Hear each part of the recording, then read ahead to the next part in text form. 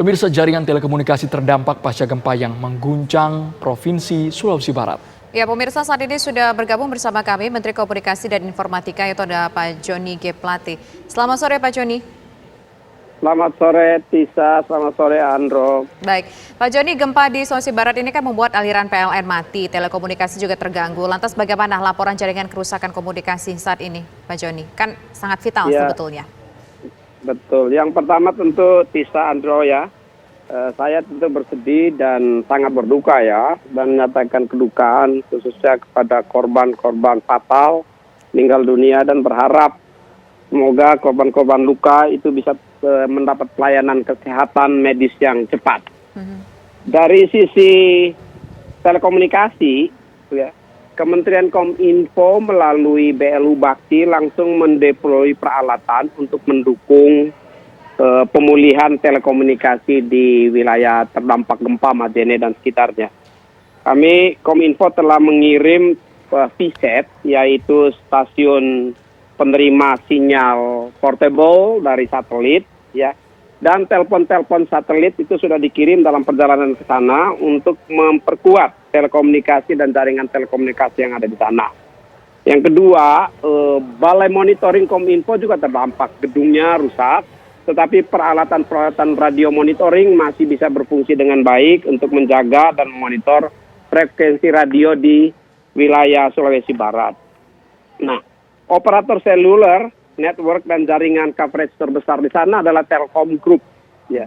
Telkom Group ini khususnya Telkomsel, saya mendapat laporan di sana di sekitar Majene dan kabupaten sekitarnya itu ada 651 BTS, ya, base transceiver station, dan 122-nya mengalami kendala.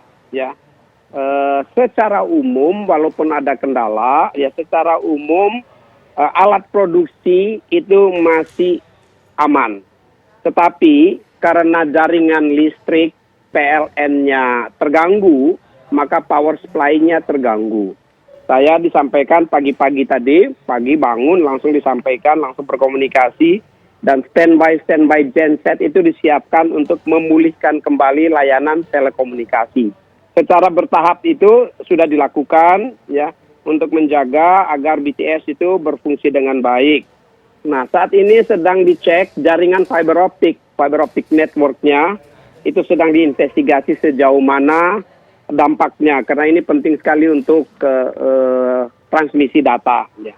Yang kedua, di sana ada juga Hutchinson, H3i. Nah, saya dapat laporan H3i berjalan normal.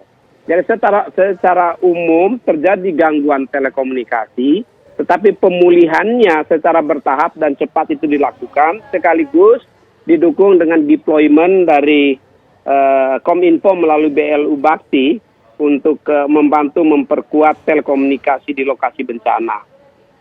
Gedung-gedung terdampak, gedung Telkom banyak yang mengalami rusak sedang hingga berat, ya. Itu terjadi, Kominfo juga begitu. Tetapi peralatan-peralatannya saat ini sudah mulai berfungsi dengan baik, dan kami berkomunikasi Dirjen PTI Kominfo, ya, berkomunikasi dengan operator seluler di sana untuk bagaimana menjaga pemulihan dalam keadaan darurat ini. Ya, mudah-mudahan khususnya ya untuk mensupport layanan-layanan medis melalui telemedicine. Nah, ini yang saya minta untuk diperhatikan betul sehingga bisa berfungsi dan berjalan dengan baik. Secara umum memang gangguan telekomunikasi tidak separah seperti yang terjadi di Sulawesi Tengah dulu. Yang ini masih dapat berfungsi, komunikasi juga masih bisa berjalan. Secara umum begitu, Tasha, Andro, kita terus bekerja menjaga agar pemulihan itu bisa berjalan dengan baik. Sekarang ini kan masuk sore dan menjelang malam di Sulawesi Barat, ya. Nah, PLN-nya ini jadi betul-betul jadi masalah. Ada cuaca juga di sana jadi masalah, ada hujan. Perhatian dan dukungan emergency relief itu butuh sekali untuk dilakukan dengan cepat di sana. Termasuk Joni, untuk telekomunikasi. Pak Menteri, kami juga ingin tahu berapa lama sebenarnya proses pemulihan, karena mengingat rumah sakit, perkantoran, bahkan tadi Pak Joni mengatakan beberapa BTS juga dinyatakan rusak karena terdampak gempa ini. Seperti apa? Oh, itu harus segera, nggak bisa tunggu ya. Makanya kami kirim ke sana VSAT portable dan telekomunikasi, telepon-telepon satelit. Ya, untuk sementara sehingga dapat berfungsi dengan segera. Nggak bisa tunggu. Infrastruktur ini kan kalau dia rubuh sama sekali membangun BTS nggak bisa dalam sehari. Ya.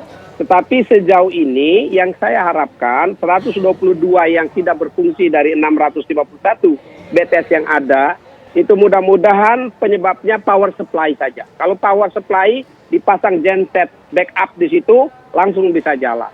Tapi kalau ada kerusakan struktural, ya, fondasi dan lain sebagainya, atau ada kerusakan putus jaringan peralatan elektronik yang rusak, tentu ini butuh waktu sedikit. Tetapi backupnya yang harus segera disediakan di sana. Nah, yang itu disampaikan tahan sampai tadi, berapa lama Pak Joni kira-kira Pak Joni? saat ini Tasha, Kominfo itu mempunyai kapasitas satelit yang tersedia cukup. Sehingga dengan menggunakan VSAT, ya, untuk keperluan emergensi langsung bisa dihubungkan dengan satelit untuk mengatasi kebutuhan mendesak saat ini. Saya berharap VSAT atau stasiun penerima sinyal ke satelit yang saat ini sedang dikirim ke Sulawesi Barat, itu bisa cepat sampai. Saya kira ada beberapa yang sudah sampai, beberapa yang malam ini dikirim dalam perjalanan ke sana, yang akan digunakan untuk kebutuhan-kebutuhan mendesak seperti layanan medis. Ini juga termasuk data dan informasi yang terus diupdate ya Pak Joni ya, karena sudah 15 jam kondisinya seperti ini. Ini kan ada, kalau bangunan-bangunan memang parah, kan ada yang rubuh rata tanah ya. Itu rubuh rata tanah. Tetapi jaringan-jaringan ini kan tidak rubuh rata tanah. Dan kita masih punya satelit. Kapasitas satelit ada sehingga tidak tergantung terlalu kepada jaringan backbone yang ada. Tetapi bisa kita untuk sementara diatasi melalui hubungan langsung dengan satelit. Hanya untuk beberapa spot layanan agar pelayanan masyarakat, pelayanan dan dukungan komunikasi untuk keperluan medis dan pencegahan bencana yang urgent saat ini itu bisa terlayani dan tersedia dengan baik. Pak, ini kan juga jaringan listrik sangat bergantung juga dengan jaringan komunikasi. Nah, gensetnya sendiri apa? Tadi Bapak mengatakan bahwa genset sudah dikirimkan juga begitu ya ke daerah Sulawesi Barat. Nah, ini seberapa banyak genset yang dikirimkan dan seberapa lama genset ini nanti bisa mensupport untuk kepentingan baik itu electricity ataupun juga komunikasi, Pak Joni? Jadi begini, Pak Sa, ya. Bukan backup genset yang dukung PLN, tetapi PLN itu jaringan PLN dipakai untuk power supply-nya telekomunikasi.